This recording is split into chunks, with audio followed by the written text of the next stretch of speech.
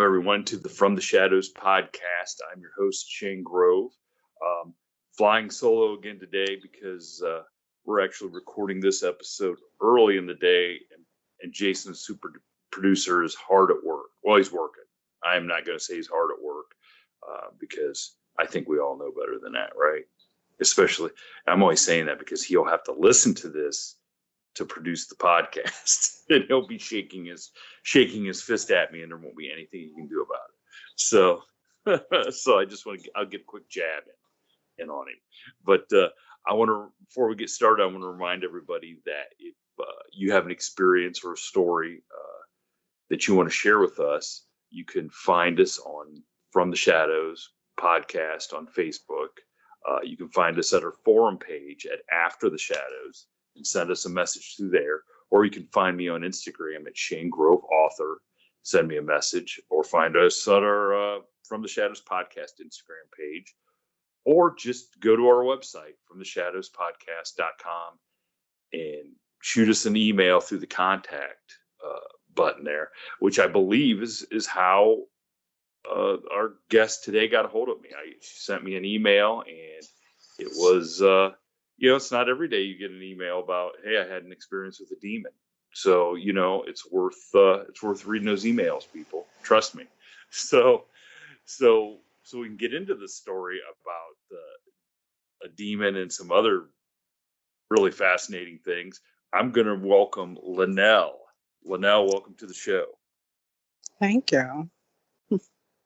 Well, I'm glad you reached out to us and wanted to share your story, because after we talked yesterday, my hair on the back of my neck stood on end for at least an hour.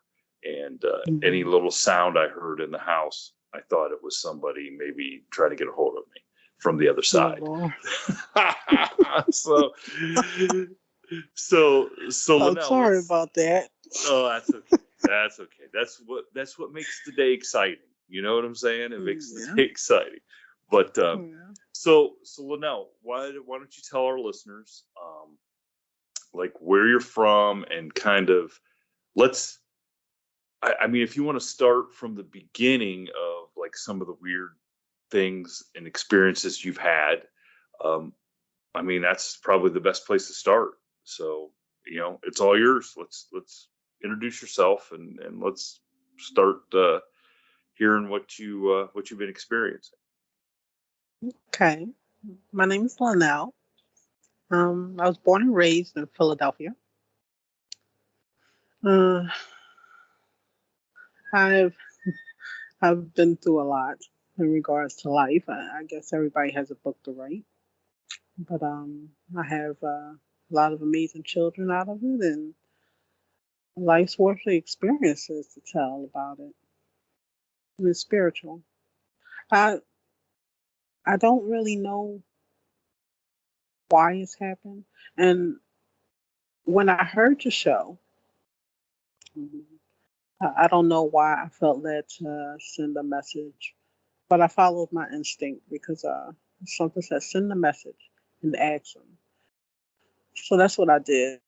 And I said, well, maybe he can find answers, or they can find answers, especially after listening to the judge's story about his daughter. So that's why I sent the message. But anyway, my first experience. Did you want to say something? No, I'm are you, don't be nervous. Wow. That's what I'm gonna say.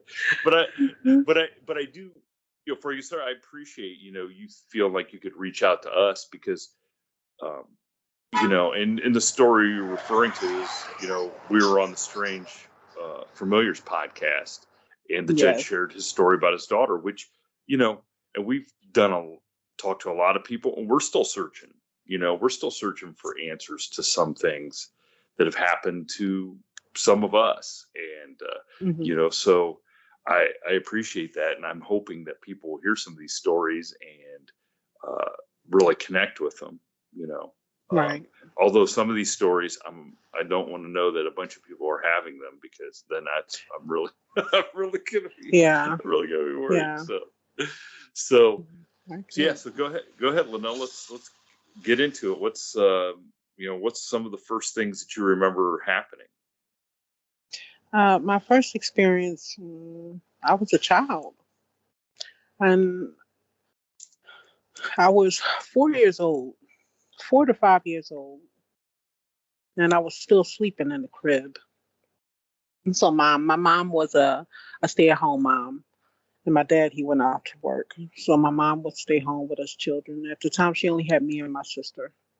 And at 12 o'clock, she would put us down for our naps because that's when the soap operas will come on. So she at least want at least 1 hour of quiet so she can get into her Young and the Restless. So I love it. I know, I I know. know. Hey, listen, I used to get sent outside for about 2 hours in the afternoon Yes, for that very same reason.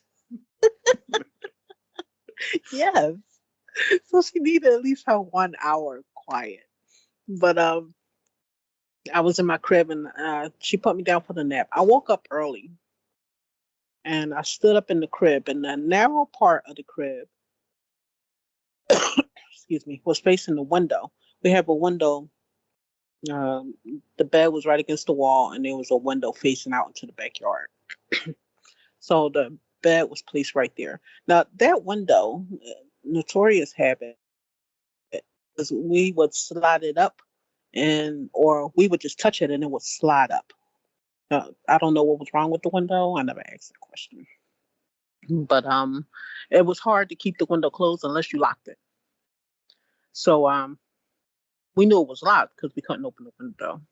But I looked out the window, and our bathroom is like right across. Our bathroom window is right across from that window, so you can literally look into the bathroom. You see the pretty curtains in the shade, and you can look directly into that window through that window, through our bedroom window. And I looked into the window, and it was daytime. Like I said, 12 o'clock. The window was pitch black. And me as a child, I didn't know anything. I had to think about it later on, but as a child, I didn't think anything of it. But the whole window was pitch black. You couldn't see the curtains, you couldn't see the white shade, you couldn't see in, you couldn't see nothing. And all of a sudden, this face comes out the blackness, and it's my aunt Linda. And excuse the baby talk because I was a child at the time.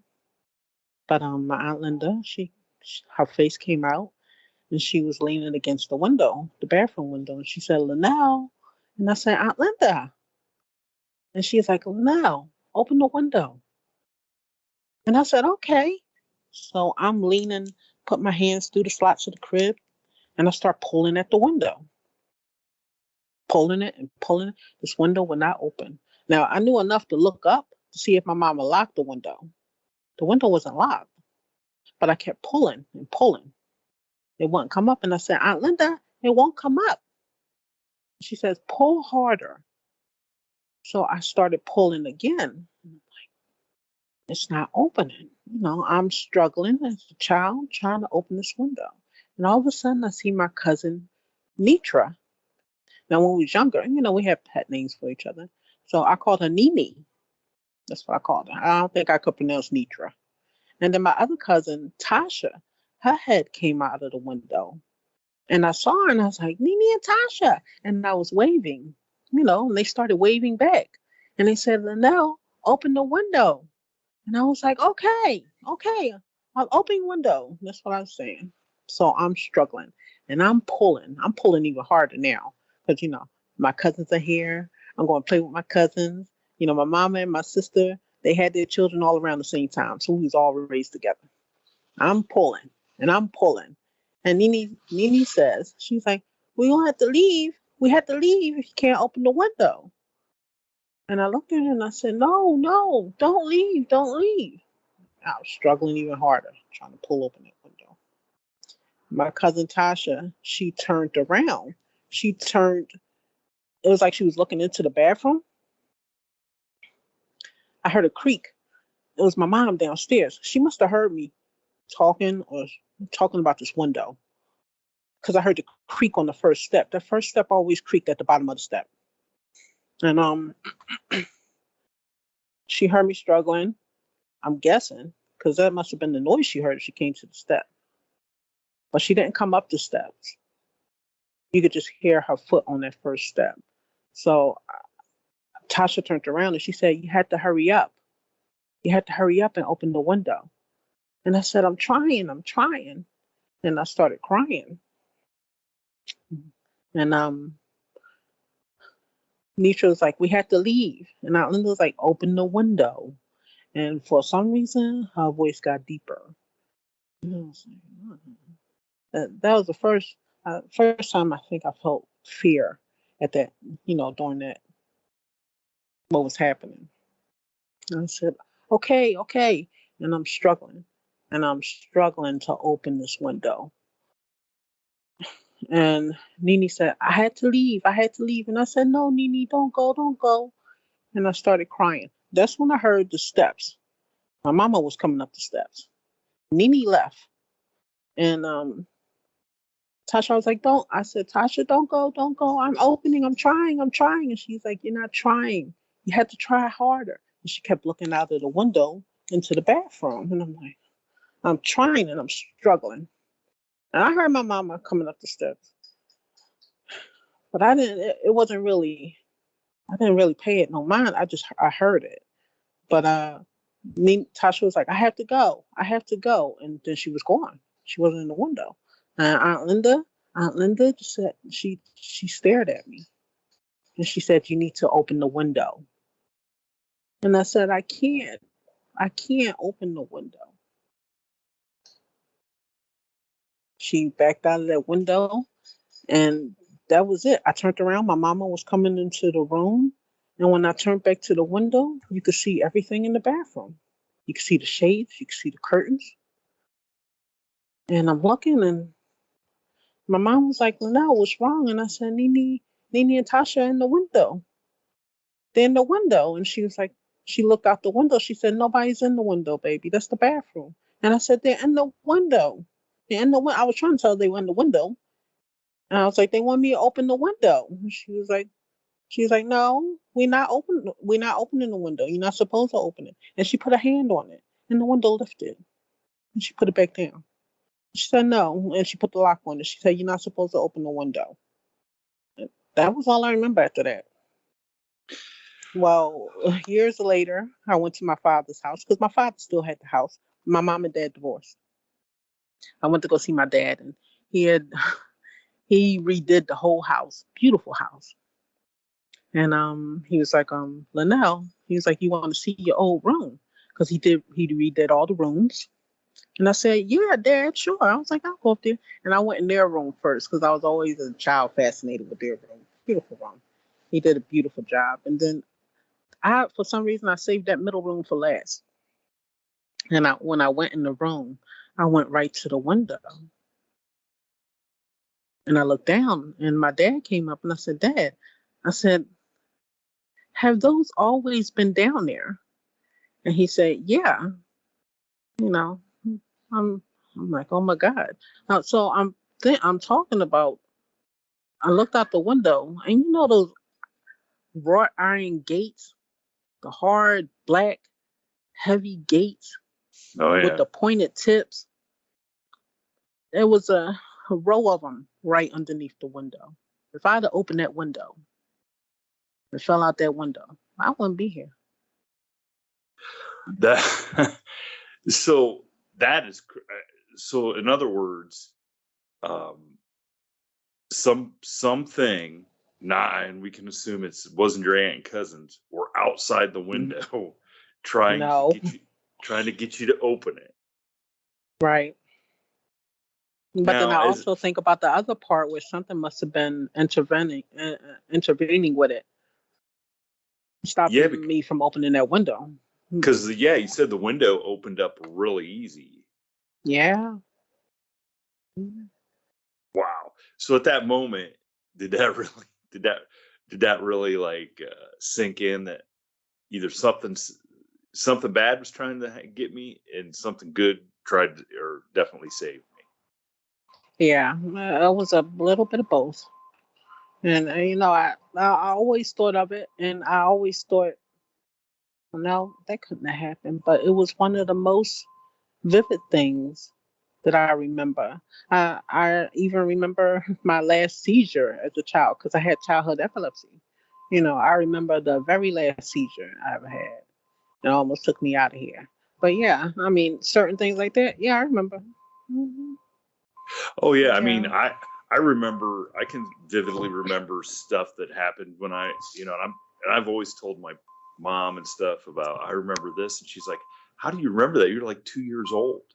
I'm like, no, Yeah. I remember Mm. certain. I mean, and I think everybody kind of has that ability to remember certain, especially something like that where you felt Right. terror. I mean, as a 4-year-old, sure, you're really gonna be at that point where you're gonna remember stuff and know what being scared is. And I mean, do you recall having any thoughts about how weird it was that your aunt and cousins were outside the window trying to get in? No, I really didn't think of it until I saw that. I didn't think it was weird because they came over all the time. I'm sitting outside. I think the trash men are coming. I'm gonna go in the house. But no, I didn't think of it as weird, because I always saw my cousins and my auntie, my aunt Linda. She was my babysitter, so she came over all the time to babysit. I Thank gotcha. you, baby. So yeah, that was normal. But no, I didn't think anything of it until the voice got deeper. And like I said, the last thing I saw was her eyes flashed red, and that was it. That was all I saw. And then that's when I started crying because I saw that and I was like, oh, scared the N- crap out of me. now, was there anything else that happened in that house that you remember, like feeling like it? Maybe there was something else there. No, no, not anything else I remember. Hmm. And it's not like your parents ever said, "Man, the house is haunted. You should." No, the house wasn't haunted. Huh. We So never had okay. any issues. So we established that it was just coming after you.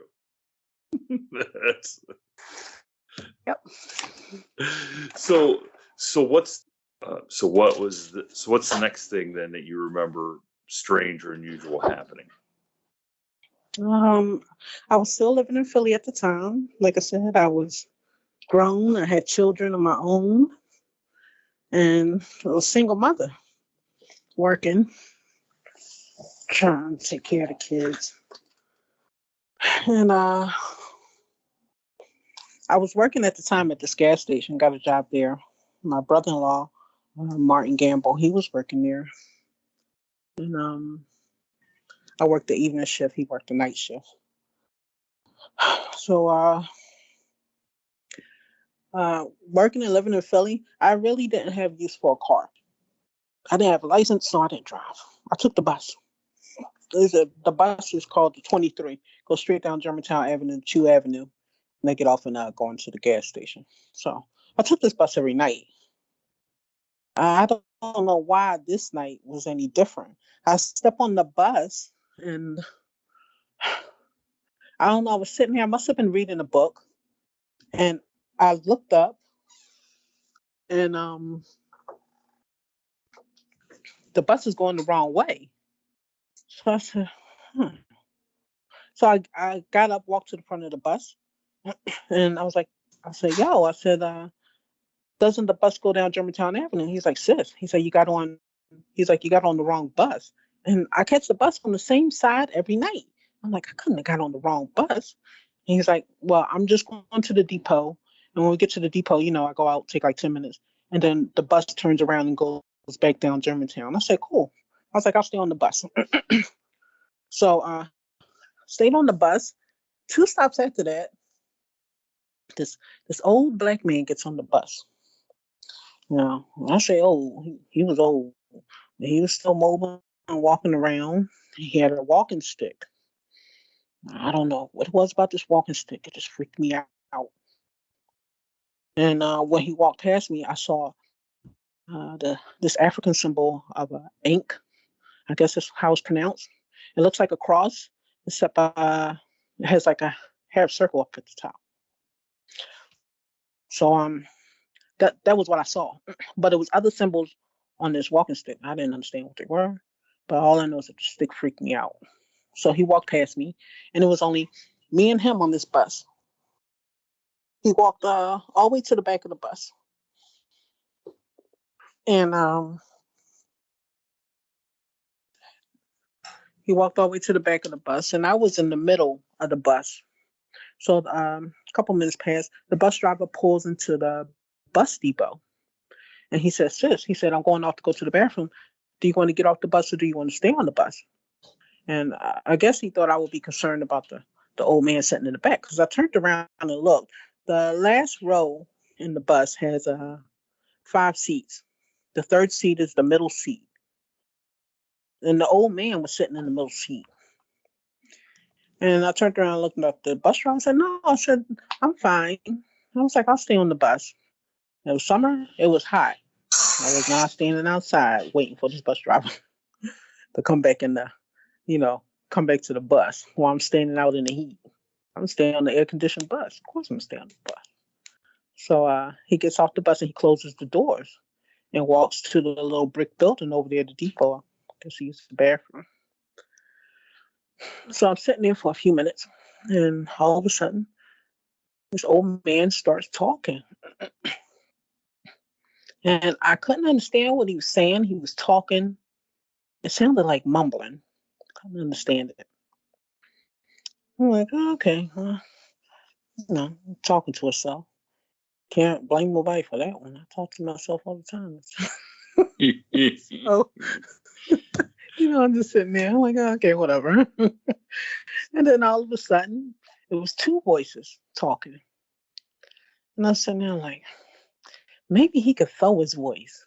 I don't know why I thought that, like maybe you could throw a voice, like a second voice, and have conversation with yourself. This is what I'm thinking at the time. And don't ask me why I was thinking that. I don't know. And I'm like, maybe he could throw his voice. Maybe that's how he's able to talk to himself. 2 voices talking, right? All of a sudden, it was 4 voices. And it was like the hair on my neck stood up, and I was like, "Now I know he can't do that. I know he can't talk with 4 voices. It's only me and this old man on the bus."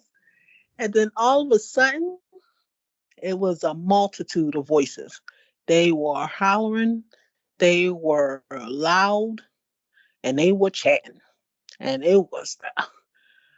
I could not describe anything they were talking about, except a couple of them started saying "turn around." But by the time they started saying that, the wind started blowing on the bus. Now, I'm sitting there and I'm like, "Lord, what is going on?" By the time I'm saying this, I'm seeing my hair shoot straight past me. Like it's blown straight forward. Like this wind is so hard, it's blowing my hair. kind of like I had an afro at the time. Kind of like it's their breath from talking behind right. you. Right. Okay. Yeah. So by that time, they're all the way up to my ear, my left ear, and they're hollering and they're talking. And like I said, I still could not understand what these voices were saying, except a couple of them were saying "turn around, turn around." And all of a sudden, this voice clears a bell in my head, said, "If you turn around, you'll go insane." That's all I heard. After that, I started praying. And all of a sudden, I hear this click. I, I was scared to look, but I'm turning my head real slow to the window on the right side, and I see the bus driver. He came out the bathroom. All of a sudden, the wind died down. My hair went back down, and the voices started moving. I could tell they wasn't in my ear anymore. It was moving backwards. And then it was less. The closer the bus driver got to the bus, the less it was less voices. Like they were just popping out of existence. They wasn't even there. By the time the bus driver stepped his foot on the first step, it was 2 voices. By the time he got up in his seat, there was only 1 voice. After that, the bus driver turned around. He looked at me. I don't know how I looked.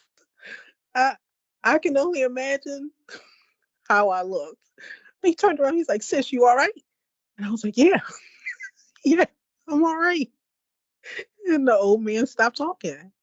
2 stops later, the old man get off the bus, and I turned and I looked out the window, and he stood there on the sidewalk just staring at me, holding that cane. That was the last time I saw him. Holy moly. That's that's uh that's crazy. Now, did you did you happen did you even think about like running up to the front of the bus and saying, "Hey man, have you ever seen that guy before?" Or did you hear anything as you got on the bus? No, I was too scared. I was still too scared. I sat there, and I felt like a statue standing up and getting off the bus when it was my stop. I didn't think of it like that. I told my sister what happened because I was going to pick up the kids because she was babysitting them at the time. And I'm still traumatized. I called my mom and I told my mom what happened. And the first thing she says is, "You need to find a new job." Oh God. And I'm like, "That's all you got out of this? So I need to find a new job?" Just need to find a new job. That working down there is just making you crazy. Yeah. Holy smokes. I mean, that is so like talk about that happening and the build up. I mean, that's horror movie that's like a scene right over a horror movie, where you hear the murmur. And so, because what I imagine is like it's a crowd of people and you just can't discern anything that's You being can't discern said. any separate voices. Yeah. And it's all so loud, but it's like the speech wasn't like I'm not supposed to be able to interpret it. That's what it felt like. But if I'd have turned around, yeah, that probably would have been a different story. So many things. Like, if you turned around, what would you have seen? Would you have seen all those Mhm. people? Would the old man have turned into something else? Who knows? But Mhm. the Yeah. added layer to it is that it felt like the wind was blowing and like your hair was moving, Right. which, because you could Yeah, my hair pass. blew straight forward. And at the time I had an afro. So it Holy moly! was I hard mean, for my curls to blow that hard, to blow straight. But my hair blew straight forward. And I was like, oh, wow. oh no, that's not normal. Well, because you could almost talk yourself into thinking you were just hearing things. You know what Yeah, I'm I'm just saying? hearing stuff. Just Hmm. hearing stuff. It's the motor of the bus, or it's whatever. Right. But And then the that physical aspect comes into it. that's right. Holy smoke! Yeah. Now, so looking back on that, besides the fact that your mom, thought you needed to get a new job, was there anything? I mean, Hmm. did you ever do any like research and try to figure out like if there was something about that, like being on a bus, if other people had those experiences? I never knew where to start the research. I never knew what I was looking for. I never knew what to look under or even who to ask. I knew not to ask my mom because she, Yeah, I yeah, couldn't ask mom, but anything on spiritual because I do admit at the time that I was going through, well, trying to make a decision on whether to stay in Christianity or, convert to Islam.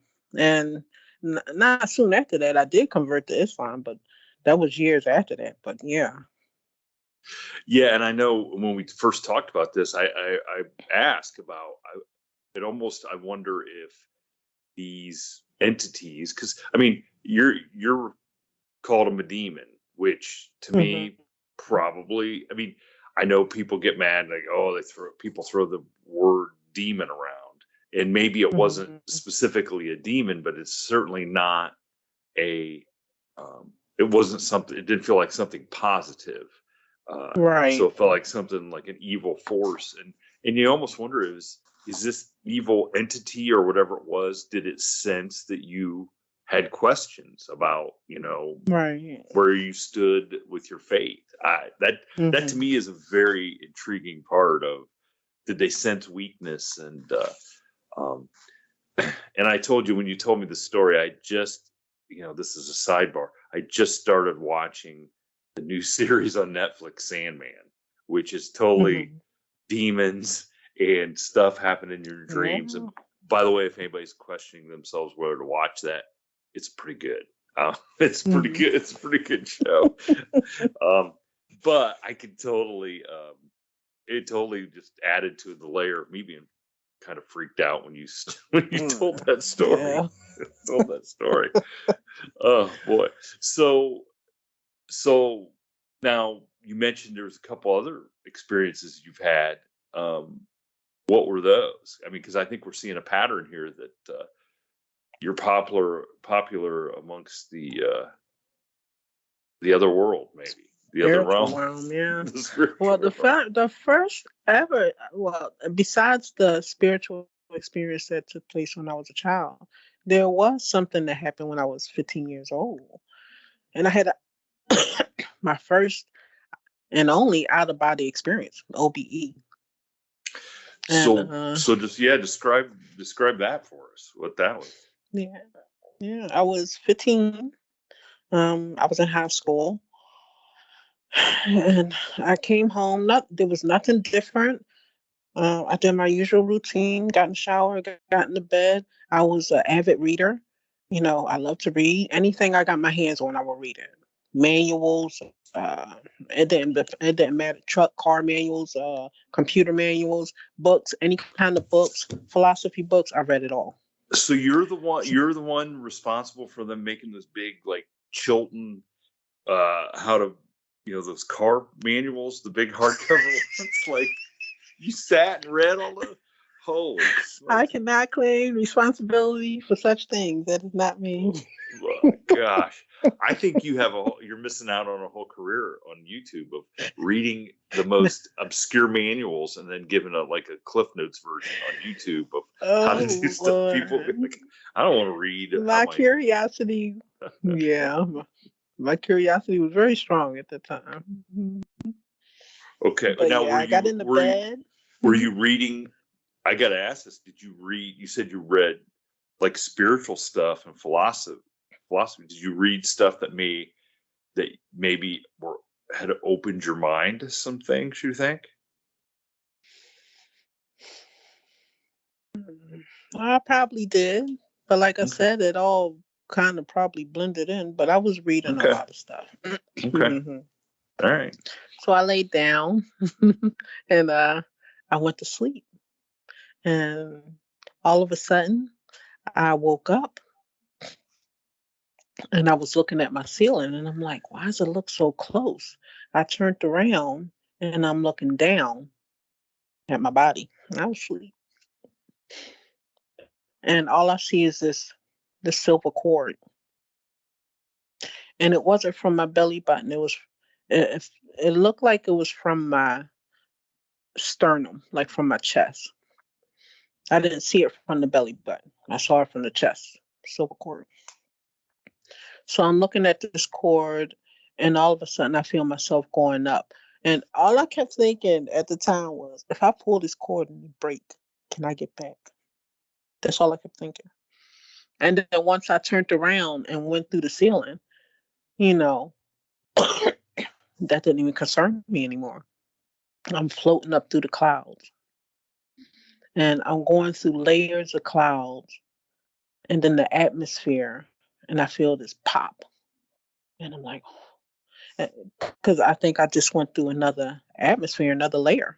And all of a sudden, I'm in the night sky, except it's not the night sky that we see. It's like outer space. I'm seeing stars zooming past, and the planets, and they're huge and it's beautiful. And I feel this oneness, this closeness. And all of a sudden, I see, how if you're standing in shadow and there's a light coming from behind you, you Yeah. see it shining around you, but you don't see the source of the light.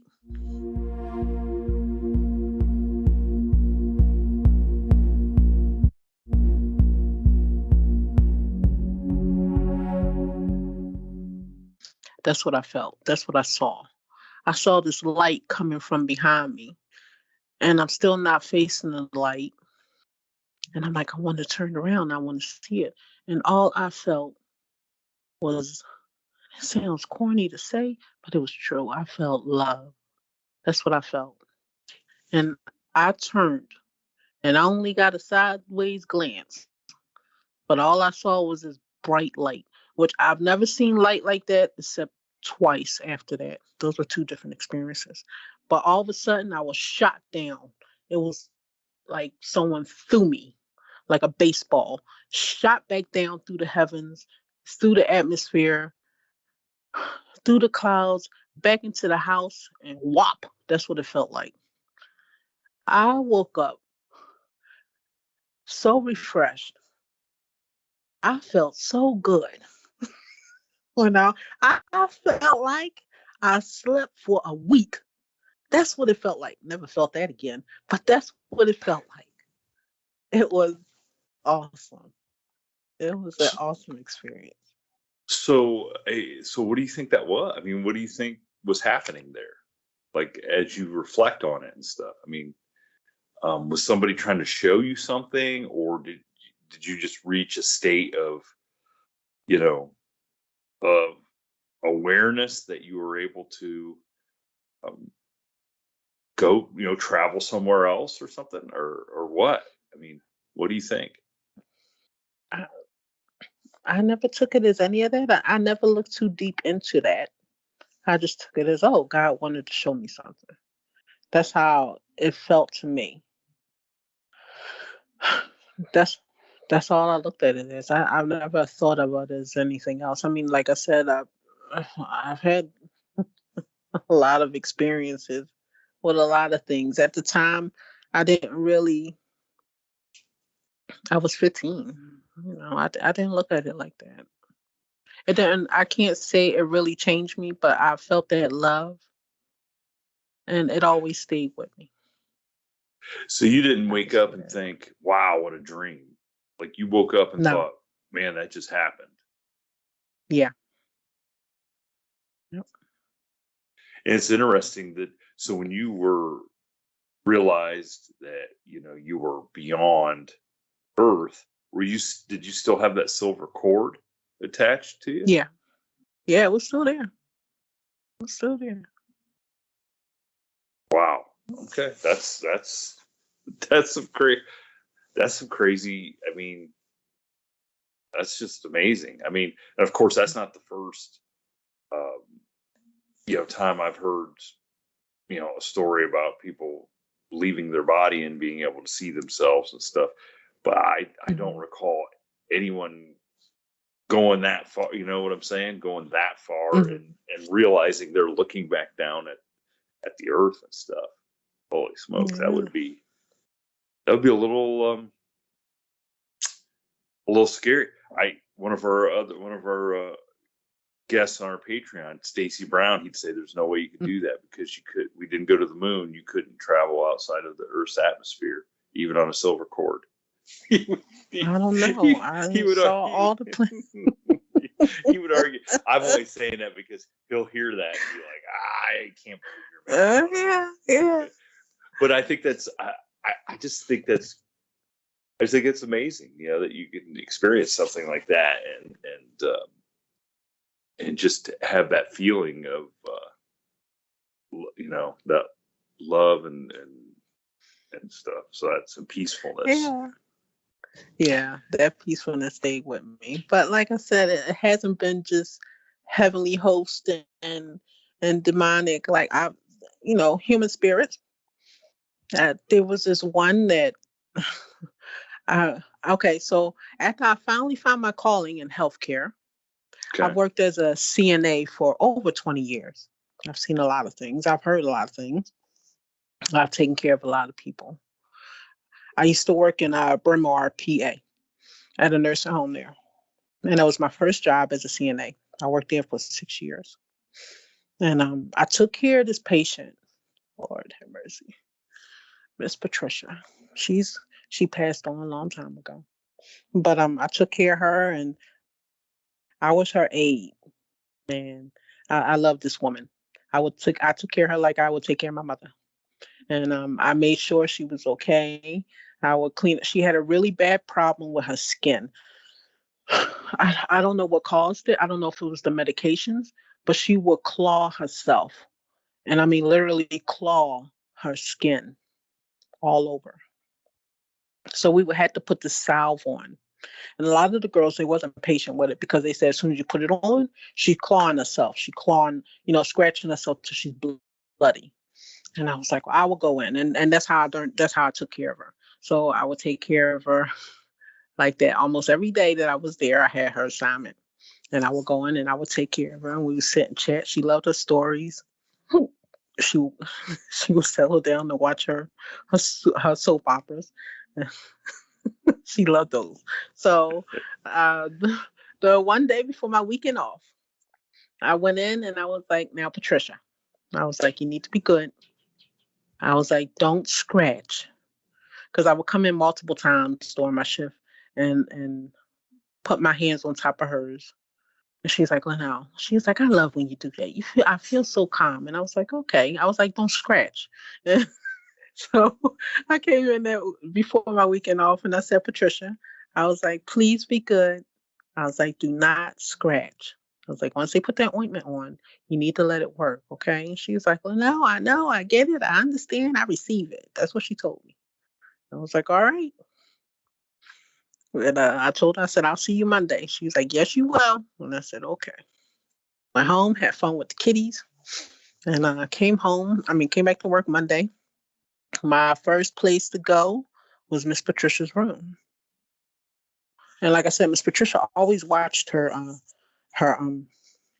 stories in the afternoon. So I walked in her room, and I don't know why it didn't click. It clicked later on. The room was so bright, so bright. Uh, I haven't seen that brightness except once at that time, but it didn't click for me. And I was like, why is it so bright, so bright? And Miss Patricia was laying in the bed. And I was like, Miss Patricia, I said, how was your weekend? And she said, honey, I had a nice weekend. Miss Patricia's skin was beautiful. She had no marks, no cream, no nothing, no blood on the sheets, which was her usual thing. None of that. She was just laying in the bed looking at me smiling. And I said, Miss Patricia, you look good. And she's like, thank you. She said, I want to thank you for taking care of me and looking out for me. And I said, you're welcome. I was like, it's okay. And she's like, no, Lynell, I really want to thank you. She's like, I do appreciate it. And I said, it's okay. I was like, I'll be back. I had to clock in. So I left the room, clocked in, and went to the nurse's station, which was right next to our room. And I talked to one of the nurses and I said, did you see Miss Patricia? And she looked at me, and one of the other nurses was behind the desk. I said, her skin looks so good. I was like, what are y'all using? I said, did y'all change her prescription? And they looked at each other and they said, when did you see Miss Patricia? I said, I just went in the room and saw Patricia. She's in the room in the bed. I was like, what are y'all using for her skin? And they was like, she's not in the room. I said, she's in the room in the bed. What are you talking about? I was like, she can't walk. By then, Miss Patricia couldn't walk. And they said, Lynell, she's not in the room. I said, she is in the room, and I just talked to her. And they said, Lynell, she died Saturday. And I said, no, she didn't. She's in the room. It didn't click. And they said, show us the room. And I walked in the room. The room was empty. The bed was made for a new patient. And there was no Miss Patricia. I was so upset they wound up calling one of the doctors on the floor. And I was so upset. Wow. She just came back to say thank you. I think that's what it was. But yeah. Holy. What? So what? Did any of those? Did any of those nurses? I mean, what did they say? That you just must have imagined it, or did they really understand that maybe she did come back to say? Like, what do No, they people? knew I What? was really upset. Hmm. I'm kind of blown away by that. That's intense for sure. Yeah. No, they didn't. They said they'd seen it happen before. I know one nurse approached me and she said, "You didn't imagine it." She said, "Take it for what it is." She came back to say thank you. She said, "Don't question it." She said, "Don't doubt it." She said, "Don't think yourself as being crazy because you're not." She said, "You take it for what it is and you be thankful for it." And that's it. And that's how I took it after that. I didn't look at it any other way. And anybody else's opinion didn't matter. It didn't matter after that. Well, So yeah. that's kind of a beautiful thing that somebody would um, pass on and still think enough of you to come back and want to say thank you. I mean, Hmm. you gotta feel kind of blessed that you were able to Yeah. receive that message for sure. Holy Yeah. smokes! Holy smokes! Wow. And there was only one other time, like I said, I saw that light, and it was in regards to a issue with my daughter. I had to ask my daughter if I could tell her story. She was like, "Mom, tell it, tell it." Okay, tell it. Like, Yeah, let's hear it. uh, What was the story with your daughter? well, like I said, childhood epilepsy. It was um it went through my family. Like I had childhood epilepsy. So two of my daughters had it. One didn't have it as bad, but my Simone had it really bad. It was so bad she was on medication. So this one time she had a seizure. And yeah, I tried to do CPR. My brother was there and the CPR didn't work and she died on me. And ambulance people came. They came running up the steps. And all I remember was hollering in the phone at the Lord, those people, those 911 call operators, they take a lot of shit. I'm sure they hear a lot of crap. And I was cursing this woman out and hollering on the phone because Simone died on me. The EMT people came and they started CPR again because all I saw was that her eyes just roll, and I said, "Lord have mercy."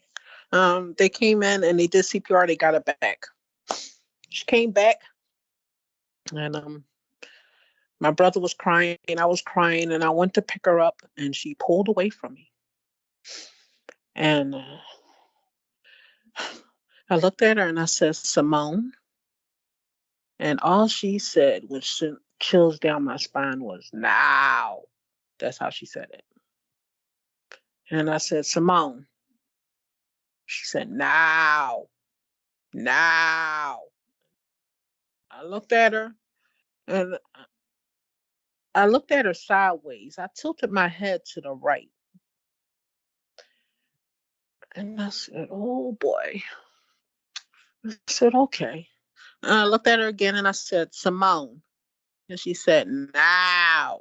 So by then, the EMT men are looking at me and they like, and she always like that. She refused to look at me. She did not want me to hold her. And I said, "No, she's never like that." And I said, "Okay." So they took her in the ambulance because they just did CPR on her. So they had to take her to the hospital to check her out. I got in the car. I got my phone. I called my mother and I said, "Mom," I said, "Simone had a seizure." And she was like, "What? Is she all right?" I was like, "Yeah, she's back." I was like, "But she didn't come back right." And she's like, "What are you talking about?" And now look, my mom has had her own experiences with demons. Oh Lord, the stuff this woman could tell you. The stuff she has seen, for some reason, I think it runs in the family for some reason. But my mother is a praying woman. If you ever need someone to pray for you, my mother could shake the heavens if she needed to. But anyway, I told my mom, I was like, she didn't come back right. I said, you need to come to the hospital. She said, I'm on my way. We get to Children's Hospital in Philadelphia. St. Christopher's, that's where we was at. Get there and they put us in a room. And by then, back in the day, they used to put them in like these, they call them papooses. You know, the things that the Indian women used to put their children in? Yeah. So they strap them on the board and put them in the papoose. That's how they used to do it to calm the children down. So they got her on this papoose, and I approached her once. I said, Simone, listen to me. Now. That's all she kept saying. And that's exactly how she said it. Sent chills down my spine listening to her. By a certain time, I couldn't even listen to it, so I didn't even approach her. Go ahead, baby. So, my mom comes up, and my mom comes in the room, and she looks at me, she said, Lynell, what's wrong with her? And I said, Ma, I was like, that ain't Simone. And she's like, what do you mean? I said, that's not Simone.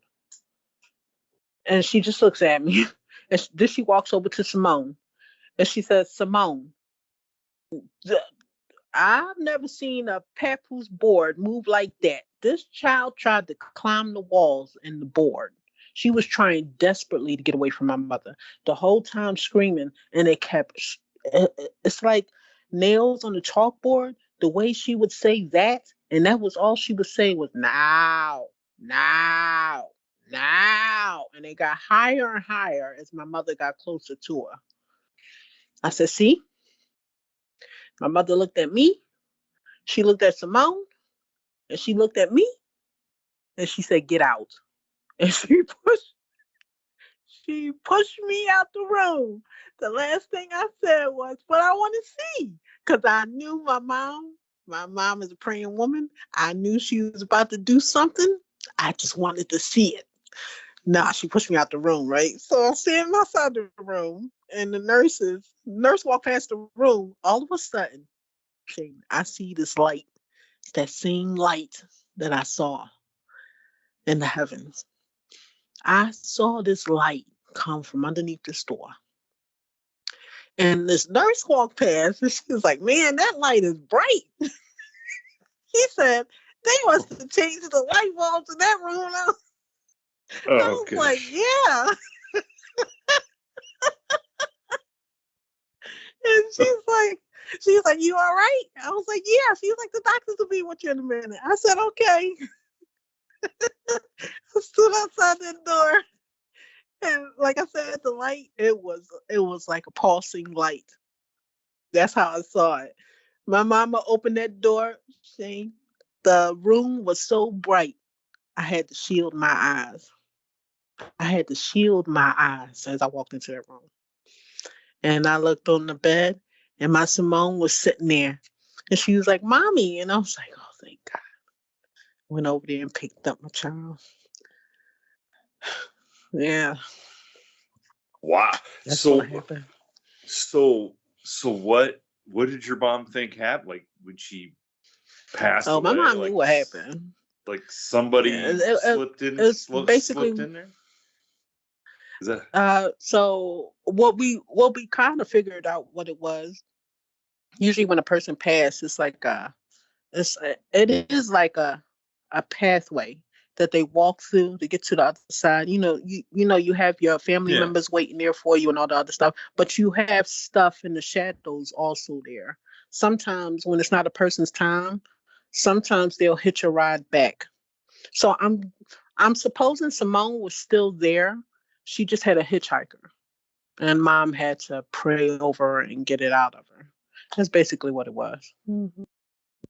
But I always ask my mom, I'm like, Mom, what did you see? What did you see? And she would never tell me. She said, all I did was pray. Now, I know my mother saw some stuff in that room, but she would never tell me. Oh, never. Man, it makes me wonder, though, like, so did that hitchhiker stay in this world or get yanked back to where it came from? No, more than likely it was yanked back. Yeah. Mhm. Holy smokes. Mhm. Holy smokes. Wow. That's some crazy stuff. I mean, that's some very Yeah. spiritual stuff going on there. I mean, wow. And um I, I don't know. I hope people listening. I can't wait to get some of the emails and messages from people to hear your stories. I can't wait because Mhm. I know this stuff. I've heard some of this stuff before from other people, similar. Mhm. I've never heard what your mom did, kicking you out of the room and just going to work. You know what Right. I'm saying? But that's crazy. But that's a especially from a woman who just told you to get another job with a demon Yeah. whispering in your ear. You know, you know what I'm saying? Oh, That's no, yeah, I mean, she's been through it, but I mean, she's seen my experiences, and but most of the time, I, I don't know if it's instances where she think I can't handle it, or just want me to forget it and not focus on that. Like there was another instance in regard to me and my mom. My mom was with me when it happened. Well, she wasn't with me; she was on the phone with me, and I had just moved into my apartment. I was on my own, and I had the first time I was ever on my own, and I had only one child at the time. And my apartment was on the third floor. The only thing up there on the third floor is the steps of the third floor, the landing, and it's a window to the right. And then the door is on the other side of the window. So I was on the third floor. I put on the cartoons for my baby girl. She didn't want to watch it, so she wanted to eat. So I sat her up at the table in the kitchen, which is right next to the front door. And I'm fixing her cereal, and someone knocks on the door. So I go over to the window. I mean, to the door. My door has a what are those the thing like a that you people, look like through. a peep. Yeah, Yeah, peephole. people. Yeah. So I looked at the peephole. Was no one there. So I opened the door and I looked down the steps, all casual like. Uh-huh. Okay. So nobody occupied the second floor. My aunt and uncle, they were older and they lived on the first floor. They ain't climbing all the way to the third floor. They ain't got time for that. So, I look down the steps and I'm like, okay, well, maybe I'm hearing things. I close the door and lock it. And I finish with my daughter and I'm sitting there with her. And there was another knock on the door. So I get up again, look through the peephole. Nobody there. I opened the door again. I even looked out the window thinking, okay, maybe it's someone playing games. I would heard them slide up the window or something, but you know, maybe it's someone playing games. And look down the steps, look down the steps again. No one there. So I closed the door, and I still had my hand on the knob. And I got another knock at the door. It's three knocks. I pulled that door open so fast, I almost hit myself in the face. Nobody was at the door, so I go running down the steps and running down the second set of steps to get to the first floor. I knocked on the door of my aunt and uncle. My uncle was mad because I woke him up. My aunt, she's in the kitchen watching her stories. Oh boy. And I said, did any of y'all knock on the door? And he was like, no, knock on the door for what? And they not climbing to the third floor to knock on the door. And I said, okay. And something inside me just clicked. I said, okay. I walked back up to the steps and I closed the door. And I locked the door. And I sat at the table with my daughter. And all of a sudden, she started knocking again. And it kept knocking. And it got to the point where it was knocking hard that the door started shaking. So I casually get up from the table with all this knocking. My daughter's looking at me and she's like, Mommy, and she starts crying. I said, it's okay. And by then it's banging. The door, so whatever's banging on the door is rattling the door. So I get up, I walk over to the phone, which is on the wall, and I call my mother. And my mom, she's on the phone with me. When she gets on the phone, she's like, hey, Lynell. And I was like, hey, Mom. I had to holler. And she was like, what is that noise? I said, someone's knocking at the door. And she gets quiet and she's like, why don't you answer the door? And I said, Ma, I done answered it 3 times. There's nobody at the door. She said, what do you mean there's no one at the door?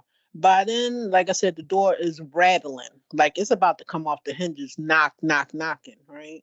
And my mom, she's like, what do you mean there's no one at the door? I said, Ma, it's no one at the door. And then all of a sudden, this wind kicks up in the apartment and it starts blowing. And my mom was like, Lynell. She was like, just say in Jesus' name, leave my house. And I said, I can't. I said, I can't. I'm too scared. She was like, Lynell, just say it. Say it. By then she's hollering because we can barely hear each other from the knocking and the wind in the apartment. And I said it again. I said, Mom, I'm too scared to say it. She said, you have to say it. You have to say it. By then she's hollering at me. She's like, say it, say it, say it. By the third time she said that, I was like, in the name of Jesus Christ, leave my house. All of a sudden, this wind blows. It blew open the bathroom window and blew right out the window. And that was it. She came over that day, blessed the doors, blessed the windows with the oil, read the 93rd Psalm to the house, even blessed the doors downstairs, and blessed me and my daughter. We didn't have that problem after that. That's crazy. Like, what was the purpose? Was it just try to drive you crazy by knocking on the door? I don't know what it was. Because I don't know. When most of the stuff happens, I never question it. I just feel like, okay, well, I know what you are. All right. I mean, I don't. That's just wow. That's, to me, that's crazy. Like, you actually opened the door. Like, what else does it want? 3 times. Yeah. Wow. Well, now, I will have to say this is pretty good stuff. I mean, being able to hear it, it's good from my point. I don't know if being able to experience it all. Well, experiencing it was something different. I've come to terms with it because it is my life experience. It is what it is. You know, I can't cower or be afraid because of the things that's happened. I've learned now to take from them. Well, try to take from them. But I think I missed a couple of things somewhere. I don't know. But yeah. Well, hey, look, I don't know what else. I mean, I guess you got to kind of like take a step back and appreciate the good and try to, just accept that the bad didn't kill you. You know what I'm saying? Right. And right. go for. I mean, now, is it, as you get older, do you feel like the wisdom and stuff from your experiences, like you kind of start feeling like your mom probably felt like, as you were going through some of this stuff, especially since you have daughters? No, I've approached it differently with my daughters, even when they've had their own experiences. I've supported them mentally. And not to say my mom hasn't supported me mentally, because I think it's something she hasn't accepted herself. So I can't live her experiences for her. I can only live it for myself. And in regards to my children, I do support them if they ever have questions, or if if they've had experiences and they might need to suss them out with someone or sit down and talk them out, in order to get any kind of understanding, then, I'm always there for them. I haven't where's had the your same mom's issues as I had. where's your mom's kind of like old school? Like, we took care of it. We don't need to talk about it. We don't need that. Yeah, that's how she is. Mm-hmm. Sometimes glorifying the supernatural. Isn't that interesting how the older an older generation is just like, hey, look, we're not going to talk about it. Yeah, especially older Black people. That's basically how they are. Mm-hmm. And I noticed that where a lot of the younger generation, they want to explore it. They want to look more into it. They want to poke it apart. Yeah. Well, the older generation, they're like, nah, just leave it alone. Well, trust me, it ain't just Black people. It's white people, Native American.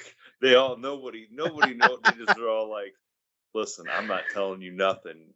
It is what it is, and you figure it out, kid. but I'm not telling. I'm Yeah. not. Well, Lynell, I'm so glad you reached out, and like I said, I'm hoping that people hear these stories that you shared, and will come forward and share some of theirs. So I'm looking forward to hearing that, and passing some stuff back onto you and see if All somebody's right. had an experience similar. So, but Yeah. And please reach out in regards to sleep paralysis. If anyone can give me any information on that, because I don't think I'm having them right. It's, we was talking about it the other day, and I was like, I don't really think my sleep paralysis is sleep paralysis with the stuff that happens while it's happening. So well, yeah. I gotta be honest. I don't know if there's a right way or a wrong way to have sleep paralysis. I think it's just. Okay. But we'll throw it out there. If somebody has a real understanding, or a better understanding than what we have of sleep paralysis and what it may be, and what it, if there's different ways to experience that. Okay, You so know, can people come and talk to you, or can you talk to other people during the paralysis, or can they come and sit on your bed and give you a kiss? Is that does that happen? I don't know. We'll throw it out there. I don't know. So if, like like most people experience, it seems, sleep paralysis where you can't do anything but just be aware of what's going on. And you're experiencing what you think is sleep paralysis, but you're able to do some things like speak and move some of Yeah, your I can talk, extremity. I can see, I can interact. I just can't move my body. So I after a gotta be couple of times of it happening, I'm like, oh God, here we go again. Okay, I'm ready. you know. And then I that's when the experiences happen. I gotta be honest. Well, no, I think maybe you're just possessed. Maybe you're just possessed. That's it. That's it.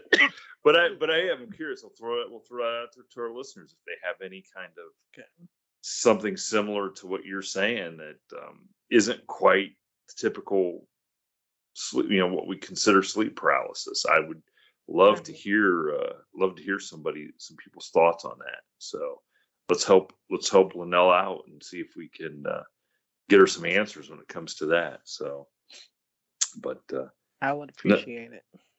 yeah, I appreciate you. I appreciate you feeling like you could share your stories with us, and I'm going to tell you, I'm 100% sure we're going to hear some feedback on some of this stuff. So, and let's just put a disclaimer out there: we're not saying don't ride the buses in Philly, but if you do, um, don't look behind you if you hear some voice. so well, Lynell, I appreciate you spending some time and sharing your experiences, and let's hope some other people find some comfort in knowing they're not alone by having experienced the same things. Okay. All righty. Thank you so much. I do appreciate it. Thank you for tuning in to this week's episode of the From the Shadows podcast. Until next time, never shy away from the darkness or what may be lurking in the shadows. We are out.